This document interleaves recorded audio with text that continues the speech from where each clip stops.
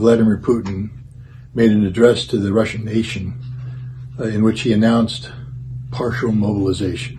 Marshal Shoigu, the defense minister, came on and explained that this would involve the mobilization of some 300,000 men, people who had previous service in the military. They would be brought back on active duty through a contracted basis, and they would be used to protect the borders of Russia and provide strategic depth to Russian military operations in support of the special military operation.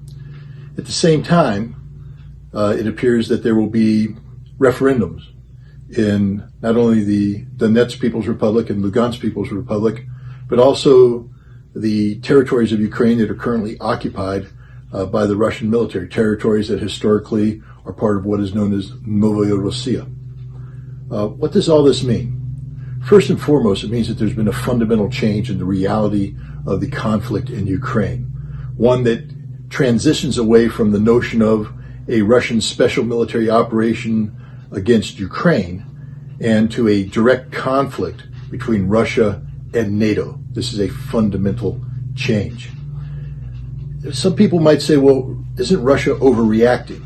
That ignores the reality that this is a conflict that was brought on solely by the actions of NATO.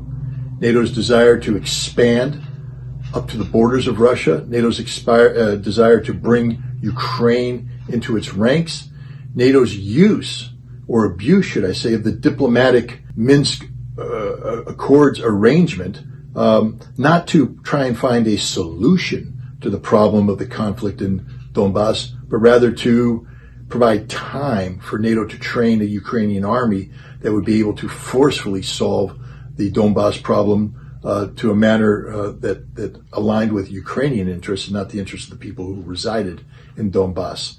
This is a conflict brought on by NATO. It's now a conflict that will be solved by Russia.